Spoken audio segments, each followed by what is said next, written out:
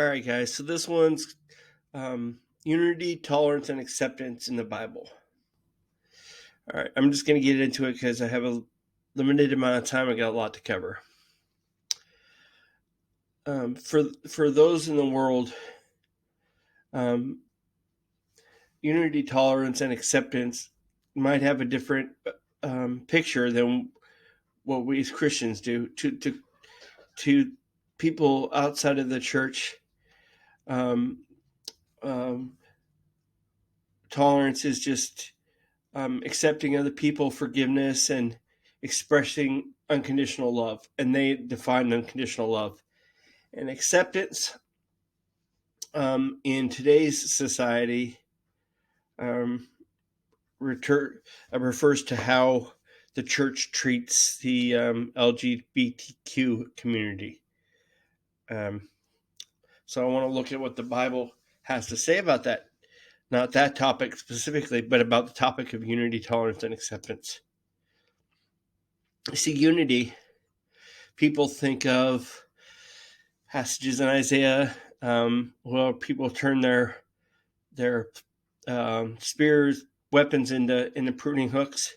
Let me read that passage for you. There's something interesting to note in it. It says, "He shall judge among the nations, and shall decide for many peoples, and they shall beat their swords into plowshares and their spears into pruning hooks." So the weapons of war are going to be made into tools for agriculture. What stuck out to me in this passage is, "and shall decide for many people." So when it comes down and Christ has won the battle, he will be making the decisions. It will not be individual freedom. It will be a theocracy, autocratic theocracy, a dictator, shall we speak.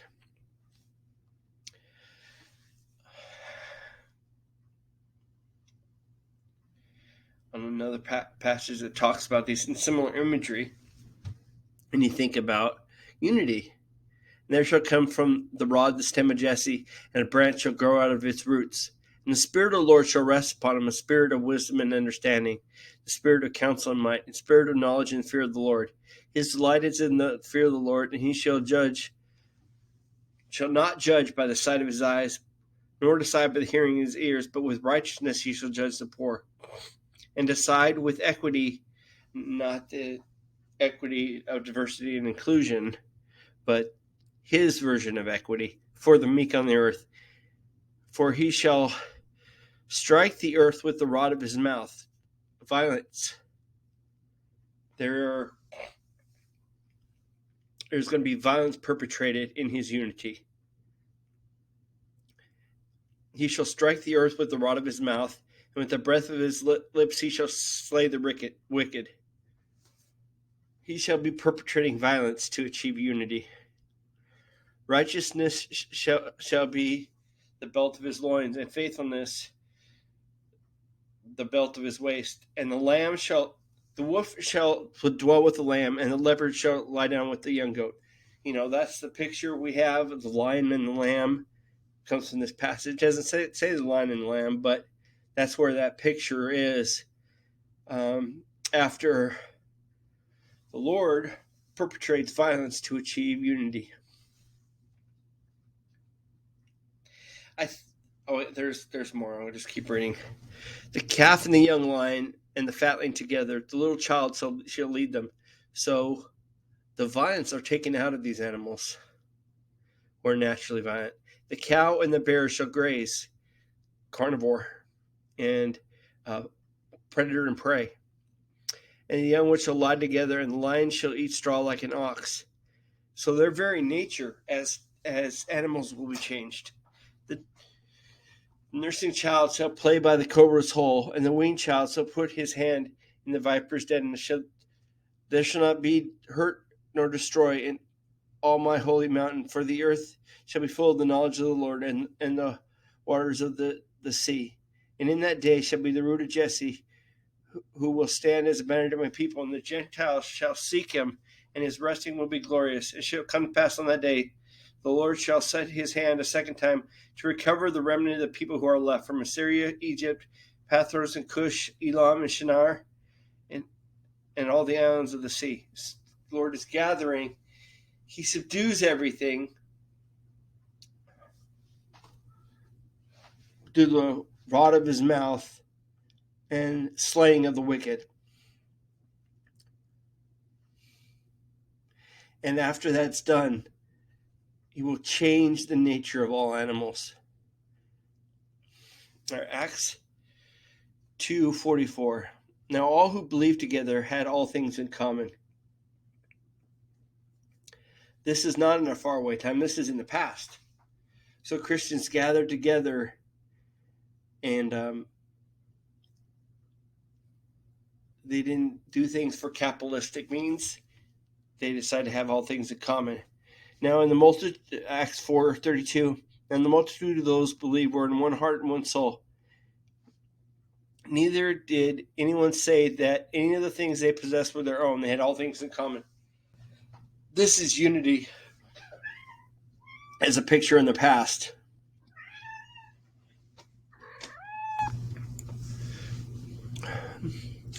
Galatians, it says, there is neither Jew nor Greek, nor bond nor free, nor male or female, for ye all one in Christ Jesus.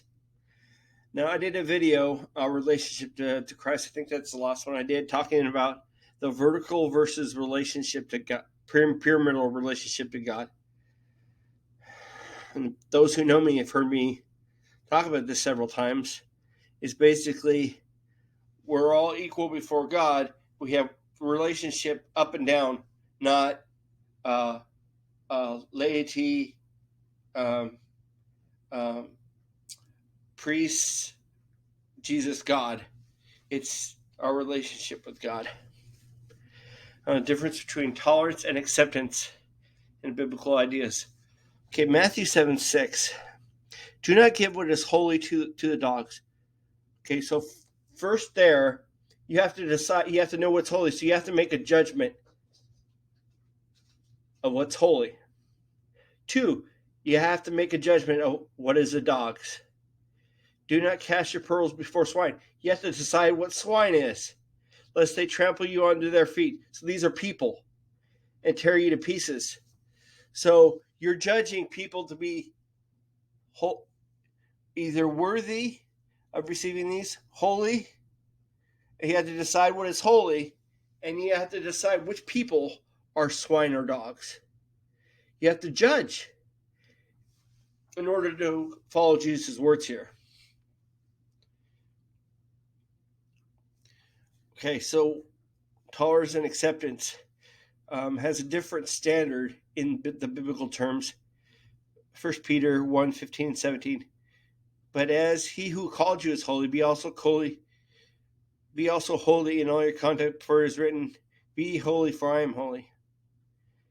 And if you call on the Father who without partiality judges, so the Father judges, each according to one's work, conduct yourselves here in the manner of your stay on earth in fear.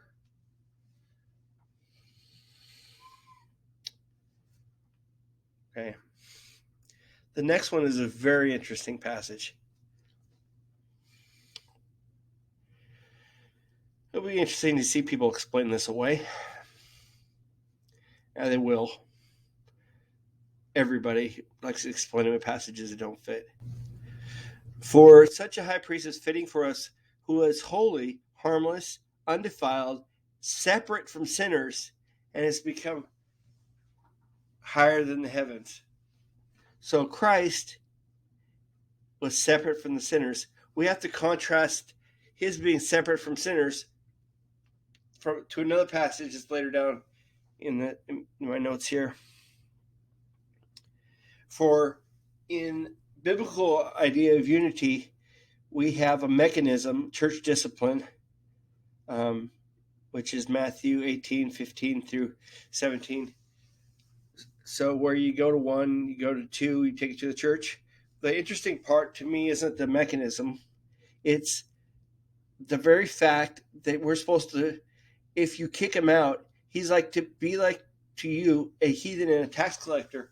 If we're supposed to just accept everybody that comes near us and reach out to everybody,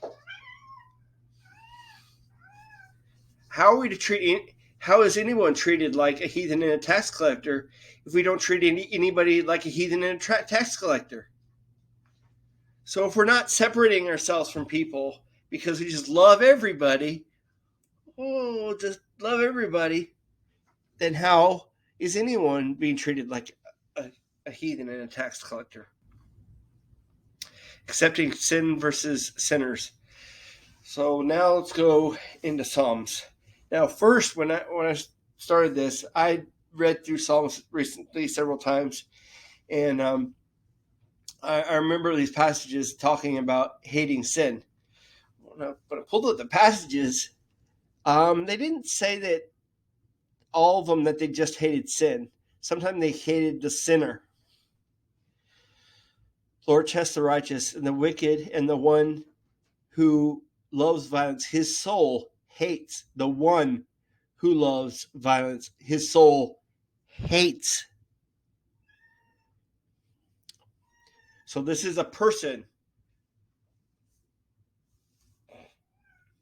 God's reaching out to all people, like in John 3:16. All people he's reaching out to. But he hates those who love violence, and he hates the workers of iniquity. The people, not the sin. The boastful, Psalm 5:5. The boastful shall not stand in your sight, for you hate all workers of iniquity. Not the iniquity they do. Psalm 45:7. You love righteousness and hate wickedness. Therefore, God, your God, has anointed you with the oil of gladness more than your companions. So this is more the traditional picture, hate wickedness. That's, supposed to hate sin and love the sinner. We better toss those last two passages out.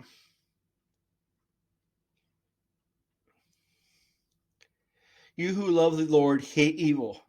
Another thing that matches the current paradigm in the Christian church. He who preserves the souls of his saints delivers them out of the hand of the wicked. And then the picture of a perfect hatred. Let's see what David describes as a perfect hatred. Do I not hate them, O Lord, who hate you? Do I not loathe them who rise up against you? I hate them with a perfect hatred. I count them my enemies. Search me, O God, and know my heart. Try me, know my anxieties. Now, Jesus came to call the sinners rather than the righteous to repentance. And he ate with sinners. Yet it says in Hebrews, let's go back up to that passage. Let's read that again. Hebrews 7:26. For we have a high priest who is fitting for us, who is holy, harmless, undefiled, separate from sinners, has become higher. So if he's separate from sinners and he's eating with sinners, it's obviously not the eating with sinners that defiles. There's some sense of associating with sinners that does defile. We're called to make judgments, according to these other passages, at least. The Bible says we're supposed to make judgments. So you have to take things as a whole. You can't just say, judge not, because you're supposed. How can you decide what's holy if you're not judging? How can you decide who are swine and dogs if you're not judging? 1 John. So he separates his unity out this way, how he achieves unity. Now we know him, those who keep his commandments. I know him, and does not keep his commandments is a liar. Okay, so people who don't obey God, are we supposed to accept them? It says, but whoever keeps his word, truly the love of God is perfected in him. But by this we know we're in him. He who abides in him ought himself to walk just as he walked. Brethren, I write no new commandment to you, but an old commandment we've had from the beginning.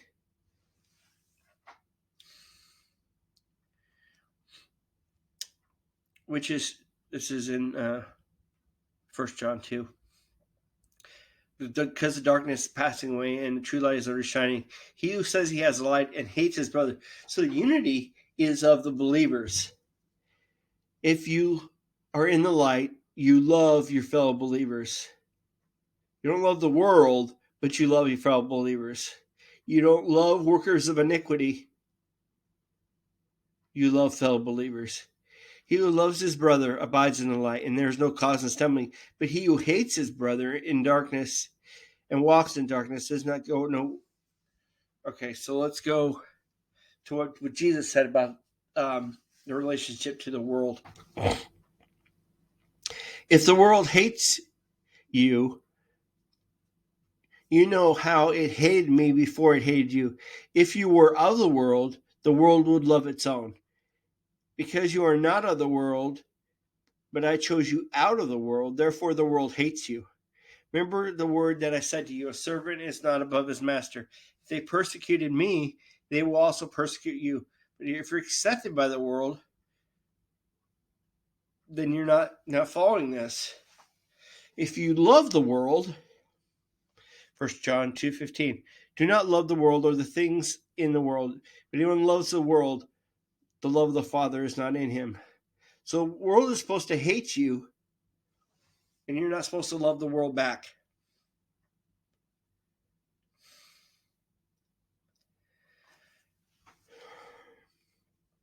1 John 3:1. Behold, what manner of love the Father has bestowed on us. We should be called children of God. Therefore, the world does not know us because it did not know him. Wow, this went a little shorter than I thought it was going to be. All right, I want to end with this. The amount of people who make it to the end. Wow, very few. I have these YouTube analytics. I know nobody makes it to the end. But I just want to give you a warning from Amos. Amos 5:18-21. Woe to you who desire the day of the Lord, for what good is the day of the Lord to you? It will be darkness and not light. It will be as though a man fled from a lion and a bear met him. And so he went into a house, leaned his hand against the wall, and a serpent bit him. Is not the day of the Lord darkness and not light? Is it not very dark and no brightness in it? Just a warning. All right. So, time to get this up.